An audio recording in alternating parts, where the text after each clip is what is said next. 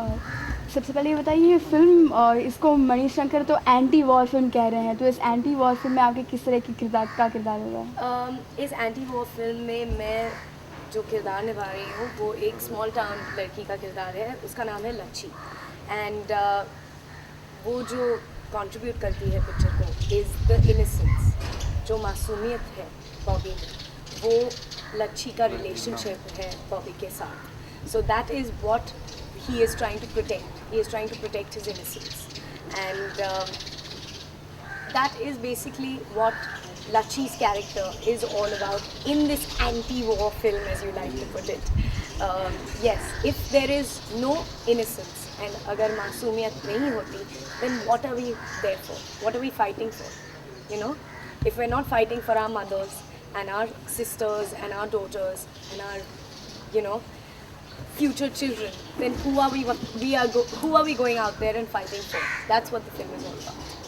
वैसे पॉपकॉर्न के बाद अब ये फ़िल्म ऐसे एक ड्रास्टिक चेंज लग रहा है। वो एक यंग पेपी फ़िल्म थी, ये बहुत सीरियस फ़िल्म है। क्या ये करियर डिसीजन है, एक सोच समझ कर इमेज चेंज?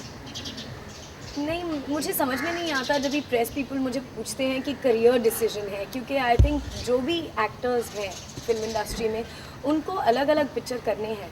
एंड जो भी स्क्रिप्ट्स हमको वट एवर वी लाइक, हम जब भी किताब पढ़ते हैं तो हम सब एक टाइप की किताब नहीं पढ़ते, हम अलग अलग टाइप के किताब पढ़ते हैं। तो I would say that's the kind of film we like to do, we like to do different film. और जब भी मैंने टैंगो चार्ली साइन की थी तभी मैंने पॉपकॉर्न खाओ नहीं साइन की थी, तो it was actually later that I sign popcorn. Kajol ने काफ़ी अपना एक करियर, काफ़ी अपनी फिल्म्स एक्सपेरिमेंटल रही हैं, अलग अलग जॉनर किए हैं। क्या आप भी उनके नक्शे कदमों पर चल रही हैं एक हिसाब से? जी नहीं, मैं उनके नक्शे कदम पे नहीं चल रही हूँ मैं, बट आई विल से कि हम दोनों की we have both been brought up by the same mother and we both had the same kind of upbringing, so it would be likely that we will think along the same lines, so that's probably why you see the similarities. Tanishaa आमतौर पे star सन हो या star daughter हो, उनकी एक बार जब शुरुआत होती है फिर बहुत जल्द ऊपर तक पहुंचते हैं। आप रिसेंट में भी देखें आप करीना वगैरह, पर आपके साथ भी एक अच्छा बैकग्राउंड, तनुजा जी की बेटी, काजोल की बहन, पर ये 2-3 साल में आपकी सिर्फ 2 ही फिल्में रिलीज़ हुई, क्या वजह है आपको? उनसे कि कोई वजह है, मैं सिर्फ बहुत ही मैं ये कह सकती हूँ कि मुझे मालूम नहीं था कि मैं क्या करना चाहती थी। अगर मैं सिर्फ नाच गाना करना चाहती थी तो मेरे पास बहुत सारे पिक्चर आए थे, मगर मैं सिर्फ वो नहीं करना चाहती। मैं कैरेक्टर्स प्ले करना चाहती हूँ, मैं अच्छे रोल प्ले करना चाहती हूँ, मैं अच्छे पिक्चर करना चाहती हूँ।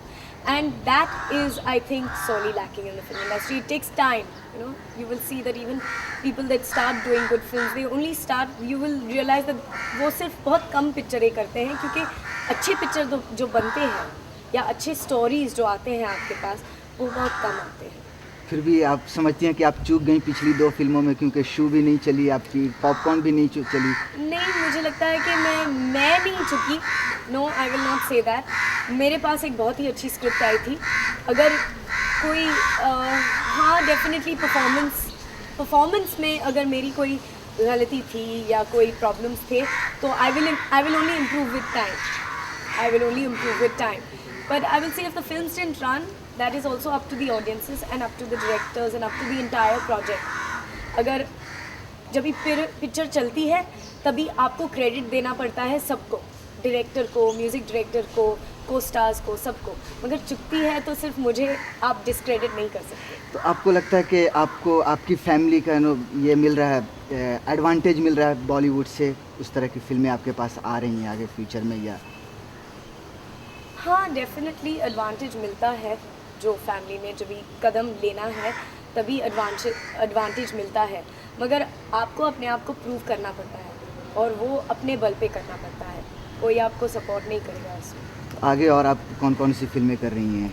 मैं एक और पिक्चर कर रही हूँ, उसका नाम है सरकार, जो अभी शूटिंग कर रही है। कौन सी ऐसी फिल्म है आपकी आने वाली फिल्मों में जो तनीषा को अपनी एक पहचान दिलाएगा आपके हिसाब से? आप मुझे बताइए।